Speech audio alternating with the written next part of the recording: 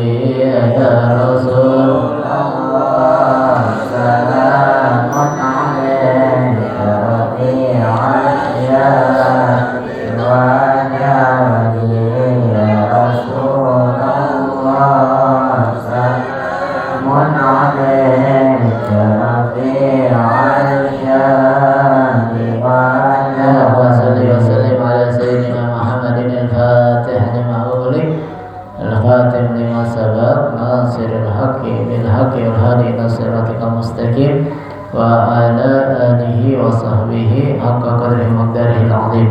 Allahumma akhrijna min dhulumatil wahmi wa akrimna bi nuril fahmi waftah 'alaina bi ma'rifatil ilmi wa hasin akhlaqana bil hilmi wa sahhil lana abwaaba fadlika wa anshur 'alaina min khazain rahmatika ya arhamar rahimin.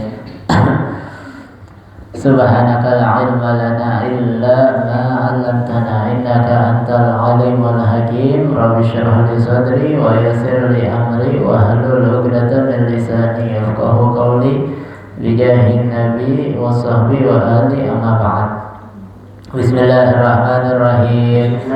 Allahumma shalli ala sayyidina Muhammadin salatan tukhrijuni min dhulumatil wahmi wa tukrimuni bi nuril fahmi wa tudkhiluni ma'ashkala hatta yufhama annaka anta ta'lamu wa la a'lamu innaka anta 'allamul ghuyub.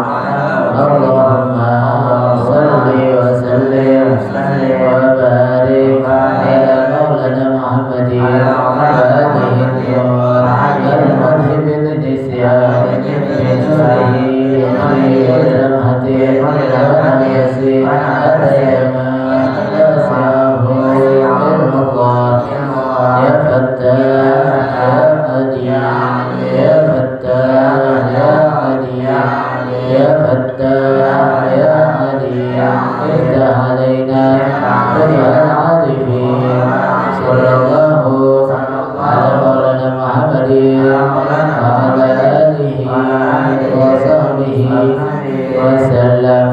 Nawaitu ta'alluma wa ta'lima wa ifadata wa istifadata wa hassa ala tamassuki kitabillahi wa sunnati rasulillahi wa ilanati al-khairi wa amradatillahi wa kullihi wa tawabihi subhanahu wa ta'ala.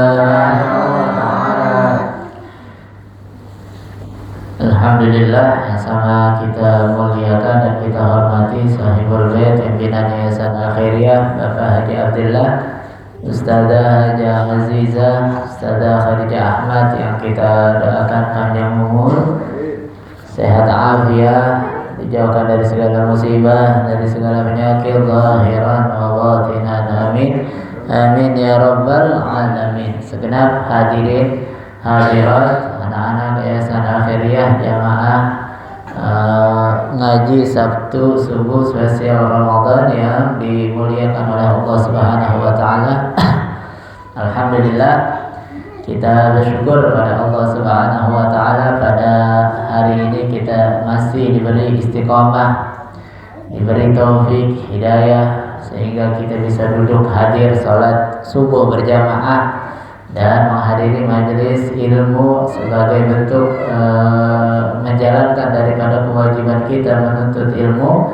Semoga Allah Subhanahu wa taala mengganjar pahala setinggi-tingginya, dan juga dengan sebab itu Allah angkat derajat kita di hadapan Allah Subhanahu wa taala. Amin amin ya rabbal alamin. Salawat beserta salam kita aturkan kepada junjungan kita Nabi besar Muhammad SAW yang telah menuntun kita umatnya minal dhulumati ilan nur, minal akhlaqil fasidah ilal akhlaqil karimah. Hadirin hadirat yang dimuliakan oleh Allah Subhanahu wa taala, kita lanjutkan kajian kita yaitu kitab Uqudul Lijan fi bayani huquqiz zawjain sampai kepada al-fadlu tsani fi huquqi zawjil wajibah ala az-zawjah sampai kepada wa an la tasuma illa biidnihi. Seorang istri itu hendaknya tidak berpuasa sunnah, tidak puasa sunnah, melainkan illa biidnihi, melainkan dengan izin suaminya. Baik puasa sunnah apapun, Senin Kamis atau bahkan puasa Daud atau puasa sunnah yang lainnya. Lain halnya kalau itu adalah puasa wajib. Bahkan seandainya dia mengerjakan puasa sunnah, maka puasanya hanya mendapatkan lapar dan haus saja. Sama halnya seorang budak, begitupun seorang santri. Kita di pesantren dulu enggak dianjurkan untuk puasa sunnah selain daripada puasa Arafah, puasa Tasu'a, Asyura. Selain Arafah, Tasu'a atau Asyuranya itu kita enggak dianjurkan untuk puasa. Kalau mau puasa mesti izin sama habibnya. Mau puasa Senin Kamis atau puasa Daud, ada yang jalan puasa Daud, puasa Senin Kamis dengan izin. Sebab apa? Sebab puasa itu adalah sunnah. Puasa Senin, Kamis, Asyura, Tasu'a, Tarwiyah, Arafah dan puasa yang lainnya itu adalah sunnah. Sedangkan belajar menuntut ilmu adalah kewajiban. Ketika orang puasa biasanya lemas, ngantuk. Tapi di sini nggak perlu puasa, udah emang ngantuk aja bawaannya. Udah emang ngantuk aja pagi, siang, sore ketemu sama nih. Suasana ngantuk begini bukan subuh aja, sore begitu juga, maghrib begitu juga, zuhur nih siang-siang sama begini ngantuk juga modelnya. Isya begitu kali segera nggak, tetap ngantuk. Emang hawanya ngantuk. Emang apa namanya? Nabi bilang apa? Majtama qaumun fi baitin min buyutillah yatluna kitaballah wa yatadarusuna fi ma bainahum illa nazalat humu as-sakinah.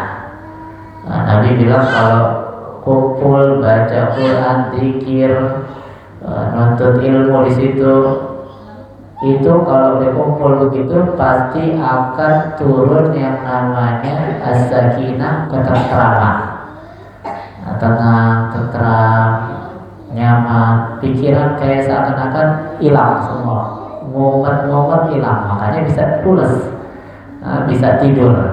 Kalau di majelis ilmu gampang, orang lagi pusing kayak apa, duduk majelis ilmu bisa pulas, bisa tidur. Apa namanya? Begitu makanya puasa di pesantren mungkin sebagian yang lain enggak, justru malah dianjurkan. Apa namanya? Tapi kalau di tempat kita puasa sunnah sangat tidak dianjurkan.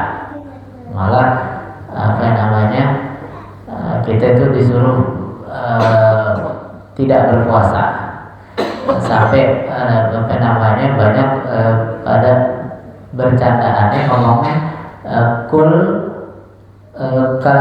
kulli wa amal al-wali, kata apa teman-teman kita ngomong makan seperti makannya kuli. Kuli kalau makan banyak kan, makan yang banyak apa tapi beramal seperti amalnya orang-orang aulia, orang-orang wali. Makan banyak, belajar banyak, makan banyak, nuntut ilmu banyak. Bahkan kita juga nggak dianjurkan banyak baca zikir yang dibaca di apa namanya, yang dianjurkan aja.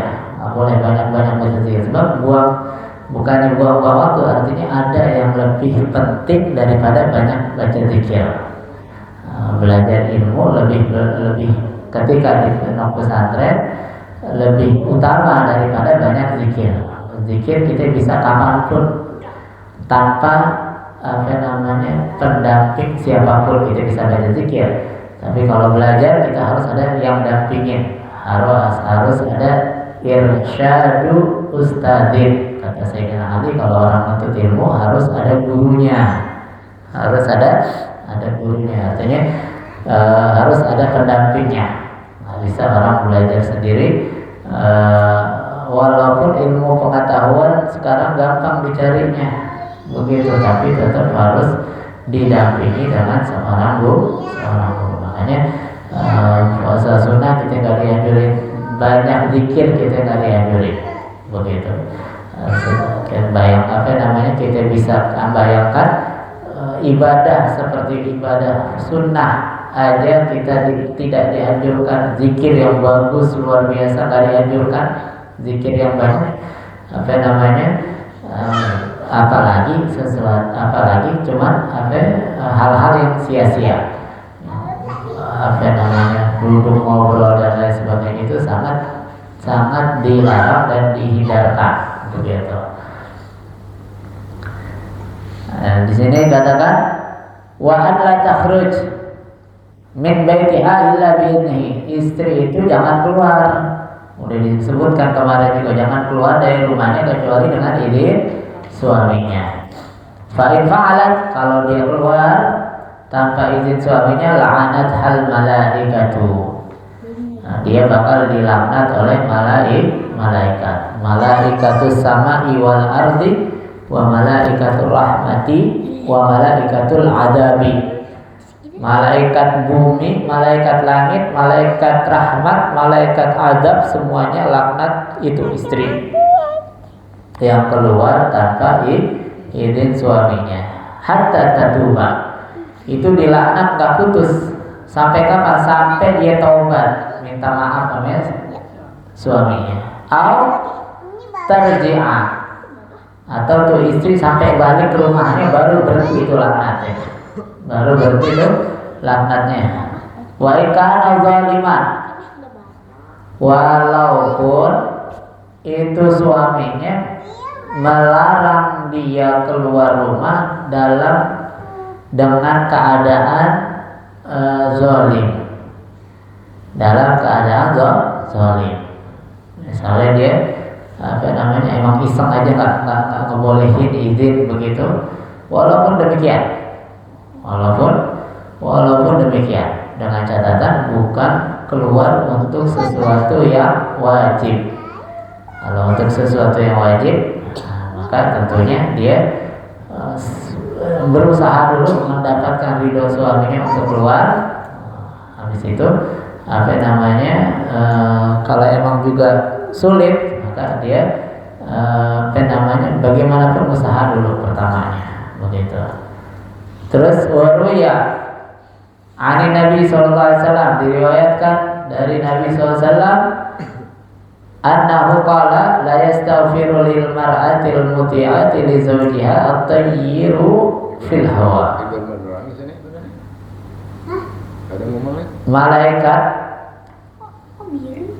Malaikat itu la yastaghfiru lil mar'ati, sungguh akan membacakan, memintakan ampunan buat si istri yang taat sama suaminya. Siapa yang mintain ampunan?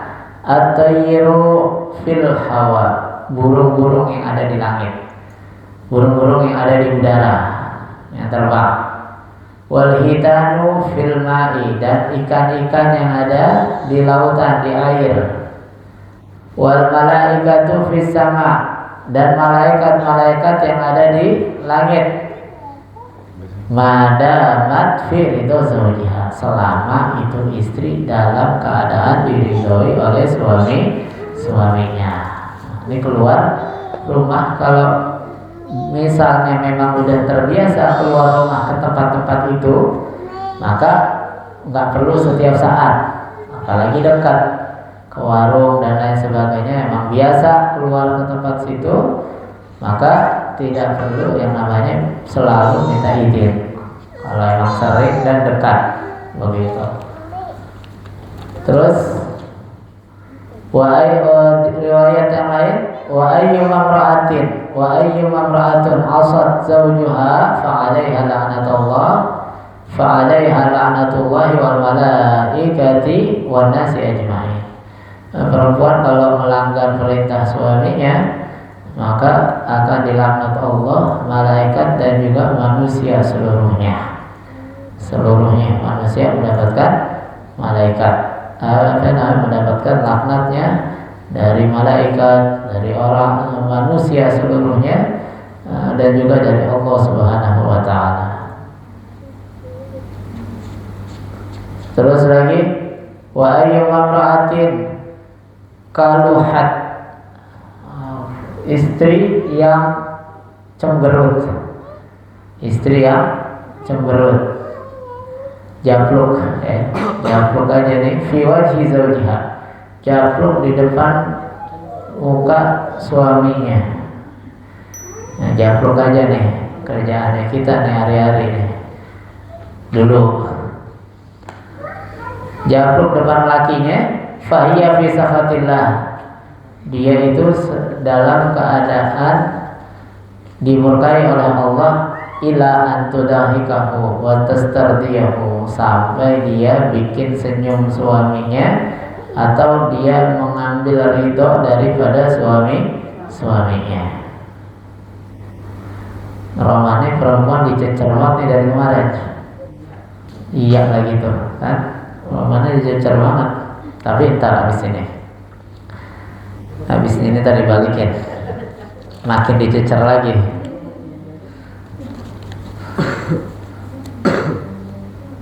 Sebab ganjarannya surga.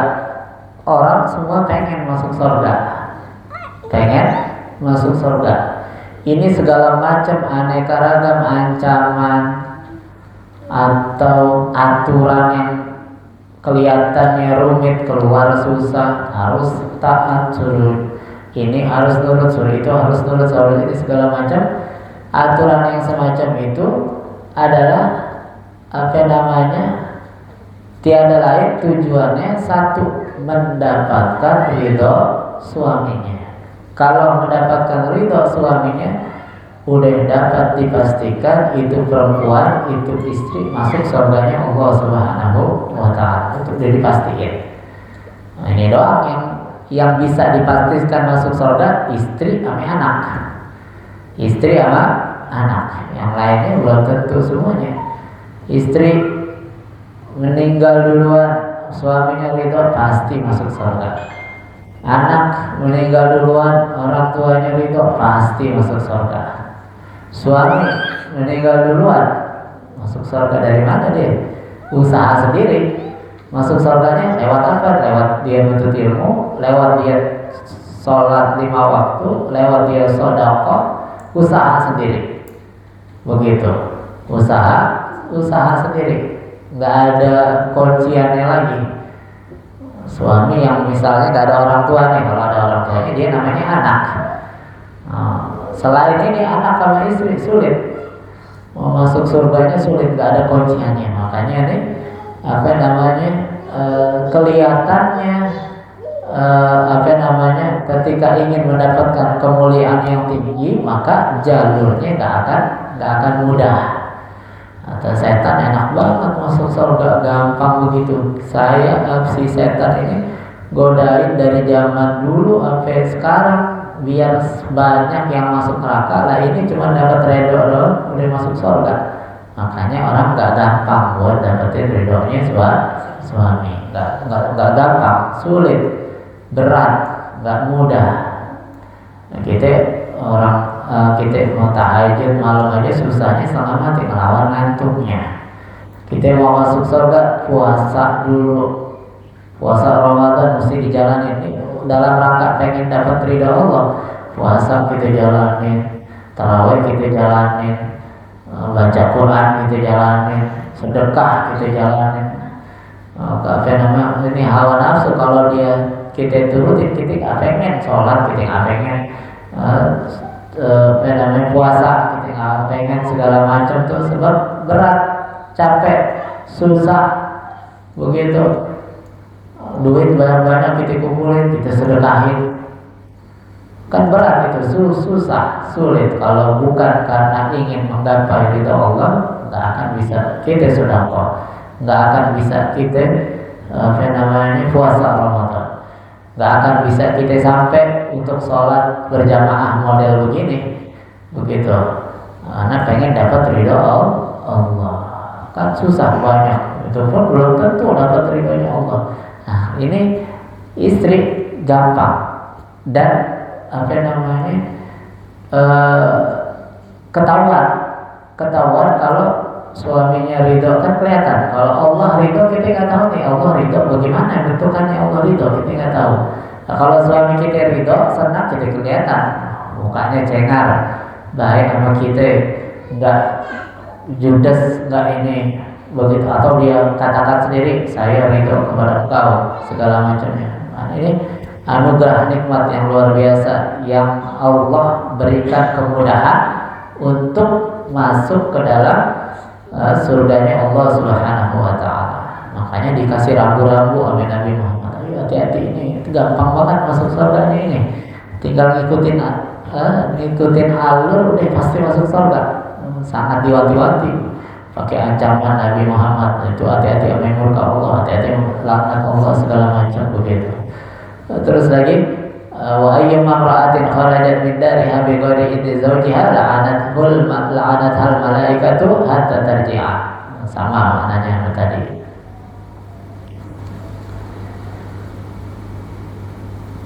Kata Sayyidah Aisyah, qalat ummul mu'minin Sayyidah Aisyah radhiyallahu ta'ala anha, ya ma'syaran nisa law ta'laminna bihaqqi azwajikunna alaikunna la ja'alatil mar'atu minkunna tamsahul ghubar an qadamai zawjiha bahra wajhiha. Kata Sayyidatuna Aisyah, itu kalau kalian tahu nih istri-istri, haknya suami kalian yang begitu besar terhadap kalian, maka pasti kalian tuh akan mengusap debu yang ada di kedua kaki suami kalian usap, kalian bersihin, bukan dengan lap, bukan dengan tangan, tapi dengan wajah kalian. Saking besarnya haknya seorang suami terhadap istrinya. Artinya mesti dijalanin hal yang semacam ini agar mendapatkan ridha Allah Subhanahu wa taala. Wallahu a'lam bishawab. Sampai sini kalau ada yang mau tanya. Ini saya mau nanya Ustaz. Boleh. Kan kita puasa ke sunnah tadi nggak boleh katanya. Tapi kalau saya kan sendiri sama suami nih sendiri. Ya. Itu boleh nggak? Kalau udah sendiri namanya kan gak ada. Ini dia nih salahnya nih. Kenapa yang dibaca kitab ini nih, memang terlanjur udah dibaca. Jadi mau nggak mau deh. Kalau udah sendiri namanya udah free, udah bebas. Nah, bahkan nggak boleh itu. Kita kalau ada anak gadis, bapaknya boleh menentukan dia nikah sama siapa, bapaknya kakeknya, dengan catatan, dengan syarat-syarat tertentu. Walaupun nih anak gadis nggak mau, bapaknya boleh tentukan jodohnya dengan catatan diantaranya bapaknya atau kakeknya tidak ada hubungan yang tidak harmonis atau permusuhan satu sama lainnya, begitu. Kalau memenuhi syarat dia boleh paksa, artinya boleh dipaksa nih anak gadisnya atau cucu gadisnya buat nikah sama orang yang dia mau, begitu. Kalau gadis, nah kalau udah bukan gadis yang menentukan dia terima atau enggaknya pinangan laki-laki, maka dia tentuin. Walaupun nanti yang nikahin tetap wali, tetap yang nikahkan tetap walinya, tapi dia bisa memilih menolak atau menerima, begitu. Jadi kalau udah sendiri thayyib, maka nggak ada lagi tuh larangan mau puasa sunnah, bebas apa namanya udah sendirian, nggak, dia bukan di bawah naungan siapapun gitu. Nggak berarti mentang-mentang sering kita bisa kemana jalan. Iya, enggak, iya, itu mah namanya masing-masing bisa jaga dirinya begitu, masing-masing bisa jaga dirinya, nggak kelayapan sana sini, nggak ngayap sana sini, tetap artinya dia dia itu mau masuk surganya usaha sendiri dah.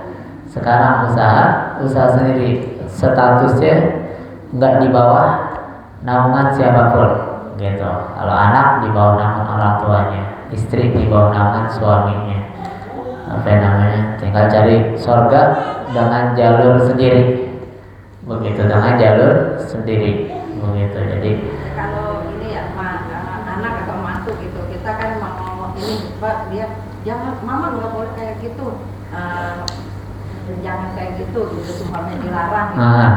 Itu kita harus nurutin nggak tuh? Namanya anak nggak bisa ngatur apa ya, anjuran. Kalau itu anjuran mungkin anaknya lebih tahu situasi zaman sekarang dibandingkan orang tuanya. Orang tuanya kan mungkin hidupnya zaman dulu sampai sekarang masih ada, misalnya udah beda nih keadaannya.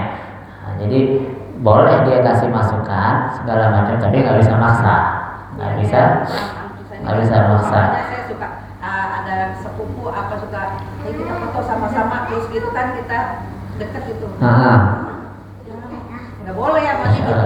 Iya, kalau syariat itu namanya harus kita dengerin. Kalau syariat, kalau urusan syariat harus kita dengerin, sebab dari mulut siapa aja urusan syariat kita harus dengerin.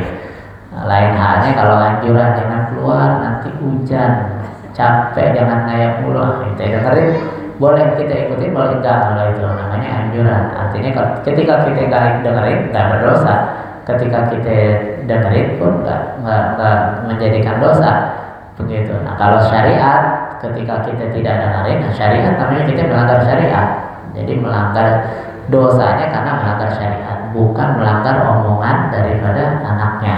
Iya, terima kasih. Begitu. Assalamualaikum warahmatullahi wabarakatuh. Waalaikumsalam. Bahkan tuh Nabi pernah kedatangan orang tua. Nangis nih orang tua hari Nabi. Kenapa ya? Akhirnya ini orang tua bikin tulisan syair panjang. Walhasil dia ceritain dulu, ini dia saya rawat dulu, ini panjang lebar syairnya segala macam. Terus lempengan ini saya cuma ngambil hartanya itu anak buat saudaranya, enciknya dia kalau nggak salah tuh, yang hidupnya susah, dia ngambil uang buat dia begitu. Jadi ini orang tua datang sama Nabi, dibawa sama anaknya karena ini orang tuanya mencuri harta anaknya, dimarah-marahin sama anaknya, dimaki-maki segala, ini maling, ini harus dihukum segala macam. Akhirnya dia ceritain itu melalui syair-syairnya. Dulu saya ngurus, dia sakit, saya ini, saya panjang kali lebar itu syairnya. Akhirnya Nabi dengar itu, benar itu yang dicuri untuk encik kamu, bahasa kita begitu. Kata dia anak, iya benar, dia ngambil cuma sekedar itu aja, karena ini anaknya kaya, orang tuanya susah, dan anaknya nggak mau kasih orang tuanya begitu. Terus keluarga orang tuanya miskin. Akhirnya sama Nabi SAW, singkat cerita daripada hadis itu, Nabi bilang, anta wa maluka li abik, kamu dan semua hartamu itu milik ayahmu. Itu jadi sekaya apapun itu tetap kamu nggak bisa semena-mena sama orang tuanya begitu. Jadi kalau anjuran ikutin, tapi kalau syariat harus kita ikutin.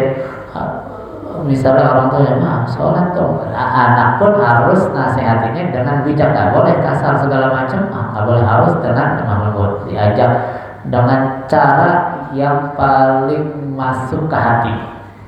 Macam-macam dah tuh caranya. begitu nggak bisa langsung harus sholat, nggak boleh sholat neraka nih bapak, nggak sholat nih bapak nih masuk neraka nih, jangan. Dengan cara apapun, bagaimanapun caranya. Atau buat orang tuanya yang pemabuk, misalnya jangan, oh dasar mau mabuk nih masuk neraka begini. Jangan begitu, dengan cara bagaimanapun dicontohin atau bagaimana caranya biar mau. Kalau misalnya nggak kena juga, tetap bapaknya tetap mabuk, bapaknya tetap basah, namanya udah usaha enaknya. Tanggung jawab orang tuanya sendiri itu di hadapan Allah Subhanahu wa Ta'ala. Wallahu a'lam bishawab. Fatihah al-Qubur, Tamim Rasul, wa ila hadratir Rasul, Abul Batil, Sayyidina Rasul, Al-Fatihah.